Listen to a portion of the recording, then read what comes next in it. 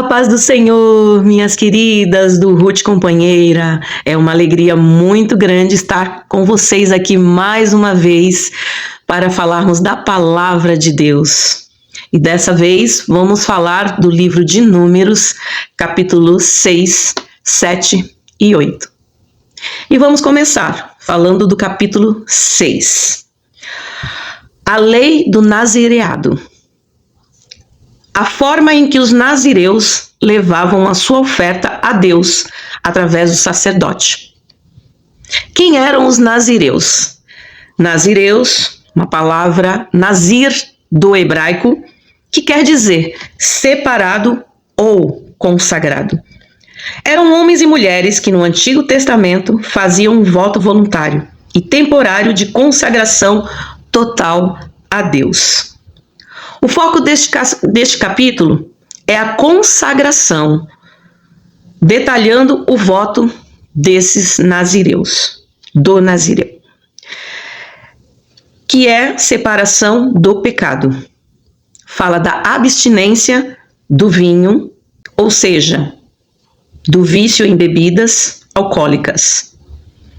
Deixar de beber, não cortar o cabelo, era uma forma de agradar a Deus, de se purificar, de oferecer uma oferta voluntária, agradável. Também os nazireus evitavam, nesse período de consagração, ter contato com cadáveres, com corpos mortos, para não se contaminarem com coisas impuras. Então os nazireus davam ênfase para essas três atitudes: a abstinência do vinho, não beber bebida fermentada, não cortar o cabelo e não se contaminar com corpos mortos, com cadáveres. Deus valorizava a consagração voluntária. Assim como hoje, o Senhor se agrada muito ainda de quando nós temos a vontade de nos consagrar, de resolvermos por espontaneidade, por desejo de fazer algo para o Senhor, de se afastar das coisas que não agradam a Deus. Porque assim, minhas queridas, o Senhor ama a sua bênção e a sua paz sobre todos que se dedicam a Ele. E o Senhor recebia o sacrifício dos nazireus. A bênção era um selo de proteção divina sobre o povo. E Deus cita uma fórmula de 3 partes, destacando a proteção, a graça e a paz. Números do 22, do versículo 22 ao 27, o Senhor fala dessas 3 formas. E falou o Senhor a Moisés, dizendo: Fala a Arão e a seus filhos, dizendo: Assim abençoareis os filhos de Israel, dizendo-lhes: O Senhor te abençoe, o Senhor te guarde. O Senhor faça resplandecer o seu rosto sobre ti e tenha misericórdia de ti. O Senhor sobre ti levante o seu rosto e te dê a paz. Assim porão o meu nome sobre os filhos de Israel e eu os abençoarei. Aleluia. Aqui o Senhor estava falando com Moisés, porque o Senhor se agradava quando o povo fazia este sacrifício voluntário. Quando o povo tinha o desejo de se separar das coisas impuras, o povo tinha o desejo de se purificar. O Senhor então se agradava. O Senhor hoje também se agrada. Assim como Ele se agradou aqui no passado, Ele também se agrada no dia de hoje, minhas queridas. Olha só, o Senhor te abençoe e te guarde. O Senhor faça resplandecer o seu rosto sobre ti e tenha misericórdia de ti. O Senhor sobre ti levante o seu rosto e te dê a paz. Que mensagem maravilhosa! O Senhor está dizendo aqui que aquele que se aproxima do Senhor para se purificar, para se consagrar, o Senhor derrama a sua bênção sobre este. Aleluia! Louvado seja Deus! E assim foi o sacrifício dos nazireus aqui no capítulo de número 6.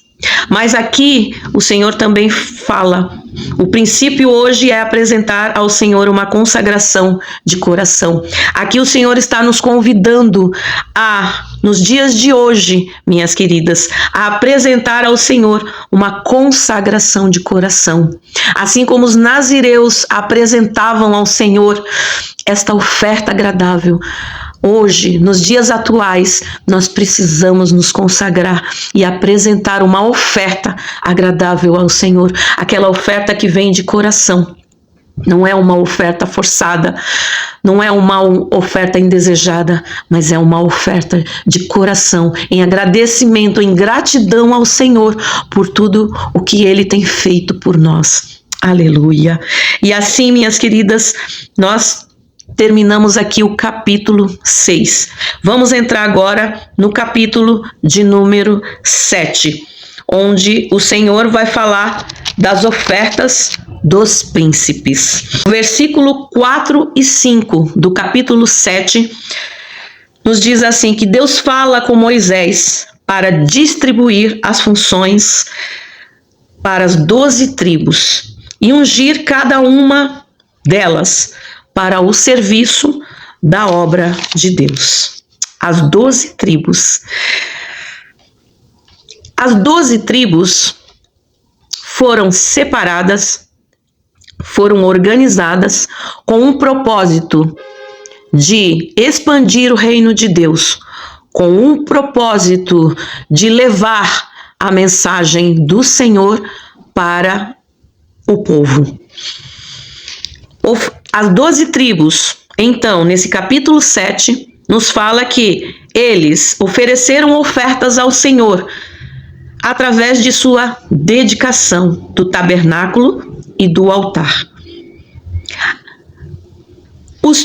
Os príncipes eram os representantes das 12 tribos, ou seja, os filhos de Jacó e de seus descendentes, que foram escolhidos para representar as 12 tribos de Israel. Através dessas ofertas que eram oferecidas, o altar era consagrado.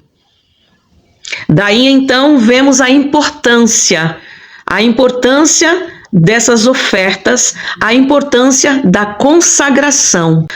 Aqui também o capítulo 7 nos fala que os levitas foram escolhidos, os levitas, a tribo que foi escolhida para servir o tabernáculo do Senhor. Outras tribos foram separadas para irem para outros lugares, mas a tribo de Levi ficou com o ofício de servir no tabernáculo. Vamos ler, eu quero ler aqui com vocês uma passagem que fala das lições espirituais do número 60. Nos outros capítulos, nós ouvimos falar sobre o número 30, onde o servir do Senhor começava com a idade de 30 anos. A importância dos 30 anos, a importância do vigor, a importância do desejo de força. Os outros capítulos falam dos 30 anos. E neste capítulo 7, o Senhor nos remete a falar um pouquinho dos 60. Vou ler algumas importâncias aqui para vocês.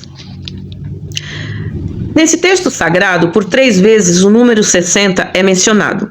O número 60 simboliza a comunidade do povo de Deus e nos traz lições espirituais importantes.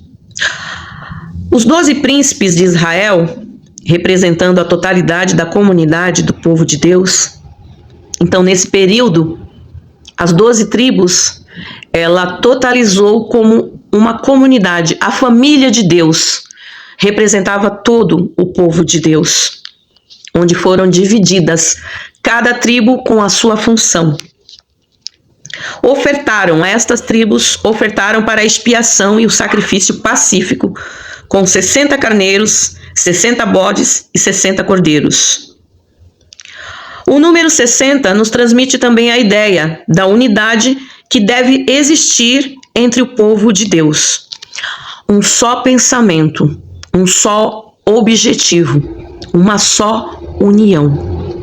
Vamos falar um pouquinho das importâncias do número 60. Em Gênesis é dito que Isaac se tornou pai de Esaú e de Jacó aos 60 anos de idade. Aos 60 anos, Isaac era ainda muito jovem, vivendo por 180 anos, ou seja, 3 vezes os 60. Em Levíticos, lemos que a avaliação do homem com idade entre 20 a 60 anos era de 50 ciclos de prata. Em Levíticos também, as escrituras afirmam que a avaliação do homem de 60 anos para cima era de 15 ciclos. Em Números, os 12 príncipes de Israel, representando a totalidade da comunidade do povo de Deus, ofertaram para expiação e o sacrifício pacífico de 60 carneiros, 60 bodes e 60 cordeiros. Aqui vemos a importância do número 60. O número 60 nos ensina sobre a necessidade que temos de pensar na comunidade do povo de Deus como um só corpo. Cada membro desse corpo deve preocupar-se com o bem-estar de todos os demais membros, e não apenas de si mesmo, como se fosse um membro isolado do corpo. Esta passagem nos remete ao Salmo 133, onde o Senhor fala: ó quão bom e quão suave é que os irmãos vivam em união. Esse Salmos começa a falar, ele fala da união. E termina, falando que assim o Senhor ordenará a bênção para sempre. Então, o que vemos aqui é que o Senhor se agrada da união do seu povo. O Senhor, quando cita aqui comunidade, ele está falando de um grupo de pessoas, ele está falando de uma família, que precisa ter um só pensamento, um só objetivo, que é servir ao Senhor em união de uns para com os outros. Em primeira carta aos Coríntios, nós também vemos aqui no capítulo 12, nos versículos 24, 25 e 26, que nos diz assim: porque os que em nós são mais honestos não têm necessidade disso, mas Deus assim formou o corpo, dando muito mais honra ao que tinha falta dela.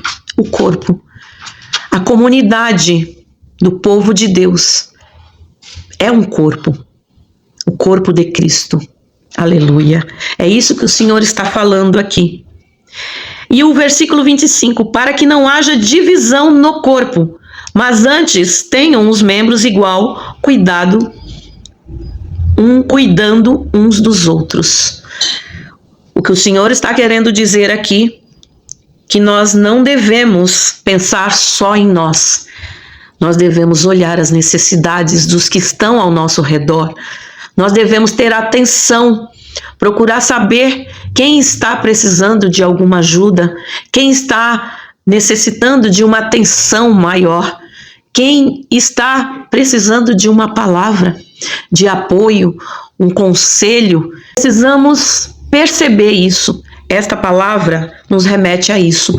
Não olhar só para os nossos objetivos, para as nossas expectativas, não olhar só para aquilo que precisamos, mas que ao redor de cada um de nós pode ter alguém ali tão carente, pode ter alguém ali tão necessitado. É disso que o Senhor fala, porque quando ele diz aqui que nós precisamos estar em união, nós precisamos trabalhar na obra do Senhor, nós precisamos fazer a obra do Senhor em união, olhando, dando a mão uns para os outros. É assim que o Senhor quer dizer aqui, que estejamos sempre juntos, sempre nos apoiando, sempre olhando, dando atenção, se aproximando, procurando entender a aflição, o problema daquele que está um pouco distante, daquele que está afastado.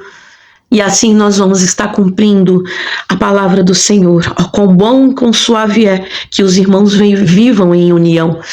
É assim que o Senhor diz aqui na sua palavra. É assim que o Senhor diz que somos uma comunidade, né?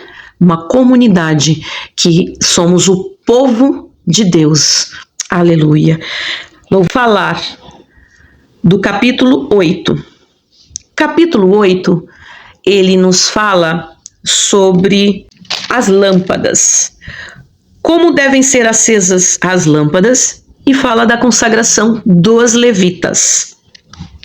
As lâmpadas representavam a purificação necessária para servir a Deus, pois elas simbolizavam a separação, a obediência e a importância de sermos a luz, né? De darmos a luz do mundo, de darmos um bom testemunho, né? Testemunho esses guiado pelo Espírito Santo. Daí a importância das lâmpadas. As lâmpadas representam o Espírito Santo. As lâmpadas acesas representava que estávamos dando um bom testemunho. Vamos agora ler mais um comentário que eu deixei aqui para vocês sobre os levitas. Esse texto bíblico destaca também a ordem do Senhor para que os levitas fossem separados para o serviço sagrado. Levi foi o terceiro filho de Jacó. Seu nome significa unido, significado que está associado à declaração que sua mãe fez quando ele nasceu. Agora, esta vez se ajuntará meu marido comigo. Por isso chamou seu nome de Levi, um pensamento de sua mãe. Daí veio o propósito, o porquê que sua mãe escolheu o nome Levi. Apesar de Levi ter participado com seu irmão Simeão da vingança traiçoeira contra os homens de Siquém, Levi se redimiu ao longo de sua trajetória, ao mostrar zelo espiritual pelas coisas de Deus. Isso lhe rendeu a escolha divina como a tribo sacerdotal, pois a vida de Levi e de seus descendentes nos traz profundas lições espirituais.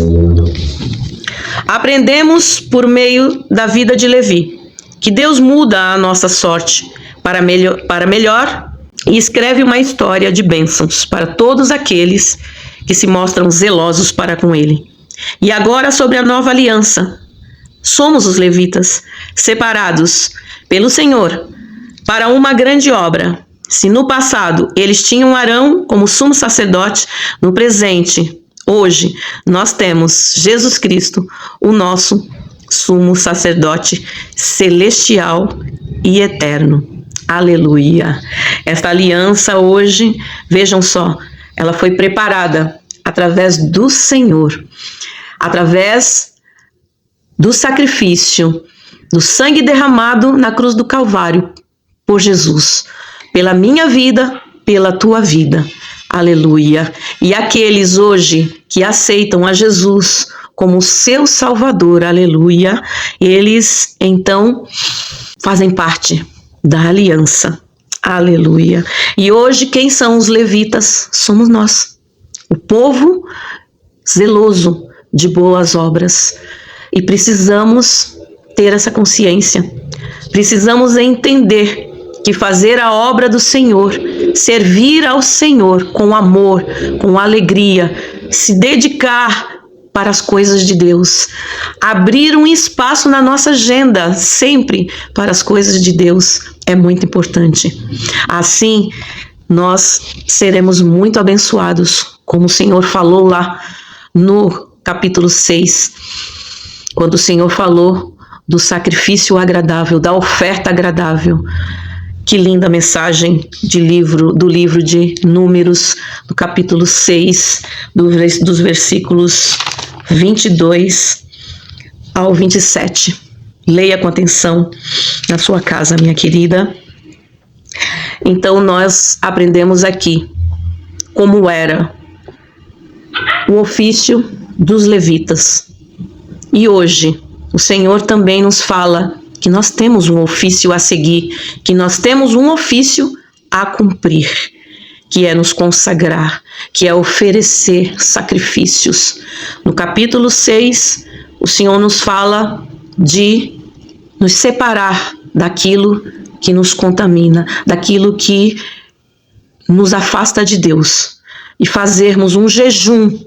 Sempre apresentar um jejum ao Senhor é de suma importância. Aleluia. Porque assim o Senhor vai estar nos abençoando. Por quê? Porque o nosso eu, quando oferecemos um jejum ao Senhor, a nossa carne, o nosso eu diminui cada vez mais. E o Senhor cresce cada vez mais na nossa vida. Que nós possamos, minhas queridas, a cada dia diminuir, nos consagrar cada vez mais para diminuirmos a nossa carne, para que o nosso espírito, para que o Espírito Santo venha crescer em nós, para podermos agradar melhor ao Senhor, para sermos abençoados para o Senhor, para que o Senhor possa dizer para nós a cada dia: Deus te abençoe, Deus te guarde. Esses dias eu estava dando uma aula também de santificação com as nossas crianças da escola bíblica dominical e falávamos, né? Falávamos da santificação, dessa separação, dessa consagração, de nos afastarmos de tudo aquilo que não agrada ao Senhor. E aí nós cantamos um corinho que as crianças gostam muito, muito mesmo. E o corinho fala assim: cuidado, olho, boca, mãos e pés. Cuidado, olho, boca, mãos e pés. O nosso Criador está olhando para você. Cuidado, olho, boca, mão e pé. O nosso Criador está olhando para você. Cuidado, boca, olho, mão e pé. Que lindo! Cuidado, olho, boca, mão e pé. O nosso Criador está olhando para você. Não esqueça. Deus abençoe a cada uma de vocês. Espero que tenham gostado deste resumo do capítulo 6, 7 e 8 de Números. Que Deus te abençoe, que Deus te guarde. Até a próxima, se Deus quiser.